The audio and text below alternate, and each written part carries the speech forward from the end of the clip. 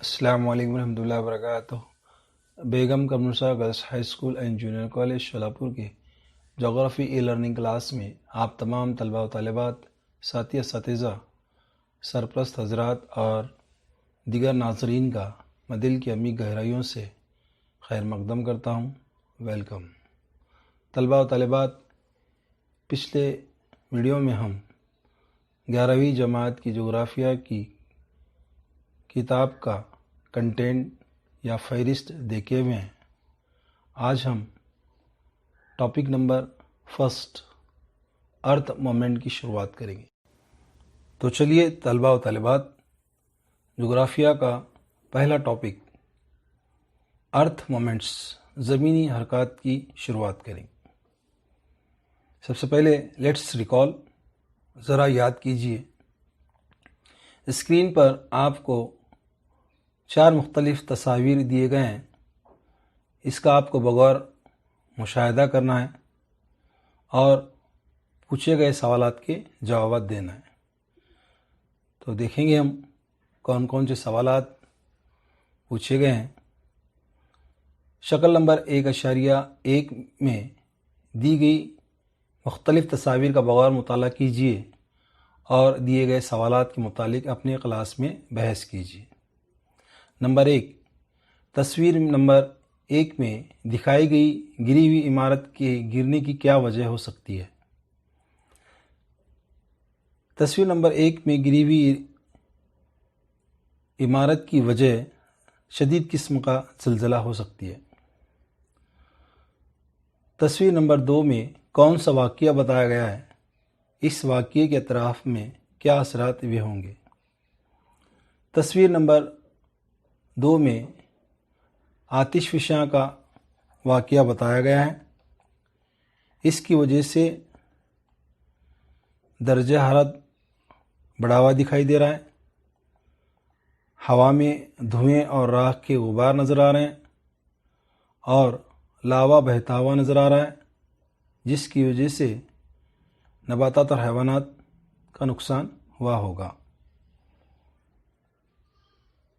تیسرا، تصویر نمبر 3 میں دکھائی گئی چٹانوں کی تہوں کے مڑ جانے کی کیا وجوہات ہوں گے؟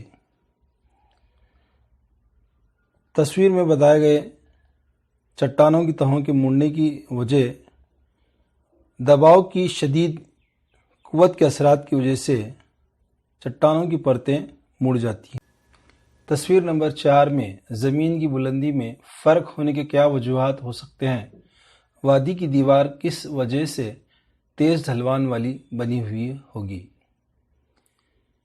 اس کا جواب اس طرح سے ہو سکتا ہے: وسیع تباہ کاری یا جھیج کی وجہ سے ایک شگاف کی وادی وجود میں آئی ہوئی ہے جو متوازی دراڑوں کے بیچ کے حصے کے نیچے دھس گئی ہے۔ اس کے دونوں طرف ڈھلوانیں بہت تیز ہیں اور یہ کسی دیوار کے مانند کھڑی ہیں۔ اس وادی کے کناروں کا حصہ بلند ہے اور درمیانی حصہ نشیبی ہے۔ تصویر نمبر 5 میں دکھائے گئے واقعات کی تیز حرکات اور سست حرکات میں جماعت بندی کیجیے۔ جواب اس طرح سے رہے گا: تیز حرکات میں تصویر نمبر 1 جس میں زلزلہ دکھایا گیا ہے، تصویر نمبر 2 آتش فشاں، یہ دونوں تیز حرکات میں شمار کیے جائیں گے، اور سست حرکات میں لہر سازی، فولڈنگ تصویر نمبر 3 میں بتایا گیا، اور تصویر نمبر 4 میں شگاف وادی، یہ سست حرکات میں شمار کیا جائے گا۔ چھٹا، دکھائے گئے زمینی حرکات میں سے کون سے زمینی حرکات کی مثال بھارتی بر صغیر کی خاص سرزمین میں وقوع پذیر نہیں ہوتے؟ بھارتی بر صغیر کے خاص زمینی علاقے میں آتش فشاں کے وقوع پذیر ہونے کے امکانات کم۔ جغرافیکل ایکسپلینیشن، جغرافیائی وضاحت۔ سطح زمین پر پہاڑ، سطح مرتفعیں، وادیاں وغیرہ زمینی اشکال ہم اکثر دیکھتے ہیں۔ یہ تمام زمینی اشکال زمین کی اندرونی حرکات اور بیرونی حرکات کی وجہ سے وجود میں آتے ہیں۔ زمین کی اندرونی حرکات یا اعمال کو دو حصوں میں تقسیم کیا جاتا ہے: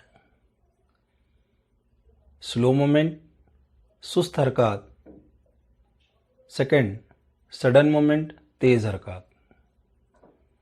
زمین کی سطح سست رفتار سے لیکن مسلسل بدلتی رہتی ہے۔ تناؤ اور دباؤ جیسی قوتوں کی وجہ سے یہ تبدیلیاں وقوع پذیر ہوتی رہتی ہیں۔ زمین کی اندرونی حرکات کا مشاہدہ نہیں کر سکتا، لیکن ان کے اثرات ہم زمین پر دیکھ سکتے ہیں۔ پہاڑوں کا وجود اور بر اعظموں کی تقسیم کا تعلق سست حرکات سے ہے۔ سست حرکات کی طرح تیز حرکات قشر الارض میں واقع ہوتے ہیں، جن کے اثرات چند سیکنڈ یا چند گھنٹوں میں زمین پر نظر آتے ہیں۔ زلزلہ اور آتش فشاں یہ تیز حرکات کی ایویڈنس آف ارتھ مومنٹس، زمینی حرکات کی شواہد۔ طلباء و طالبات، سطح زمین پر زمینی اشکال مستقل طور پر نہیں رہتے، وہ ہمیشہ تبدیل ہوتے رہتے ہیں۔ ان کو ثابت کرنے کے لیے کچھ شواہد یہاں پر دیے گئے ہیں۔ اب ہم دیکھیں گے۔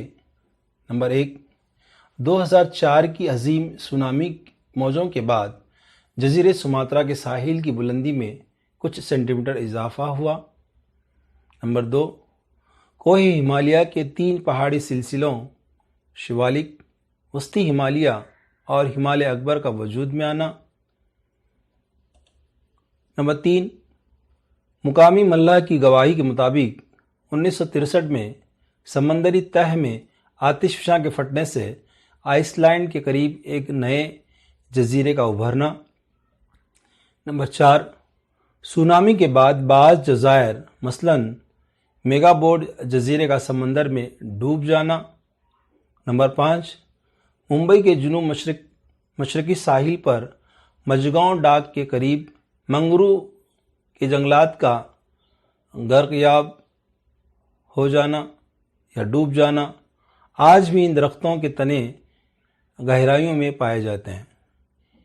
یہ 5 مختلف شواہد یہ ثابت کر رہے ہیں، ان سے یہ پروو ہو جاتا ہے کہ زمینی حرکات کی وجہ سے سطح زمین کے زمینی اشکال ہمیشہ تبدیل ہوتے رہتے ہیں۔ طلباء و طالبات، اب ہم زمینی اعمال ارتھ مومنٹ کی قسمیں دیکھیں گے۔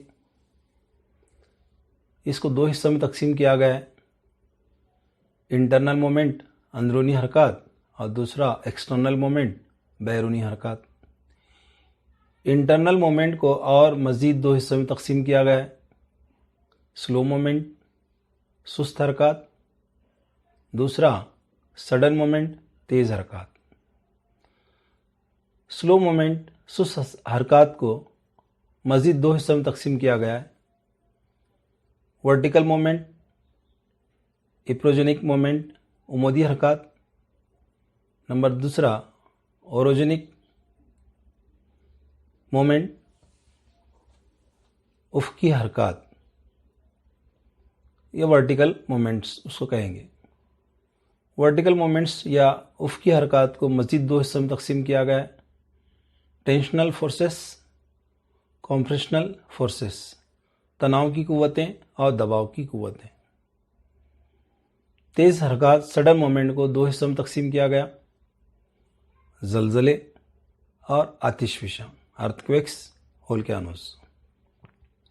بیرون حرکات کو 3 حصوں میں تقسیم کیا گیا ہے۔ اس میں نمبر 1 ویدرنگ، فرسودگی، نمبر 2 ایروجن، اوریاں کاری، نمبر 3 ماس ویسٹنگ، تودوں کی جھیج۔ اس طرح سے زمینی اعمال کی مختلف قسمیں ہم دیکھے ہوئے۔ تو آگے ہم ان کے تعلق سے تفصیل سے جائزہ لیں گے۔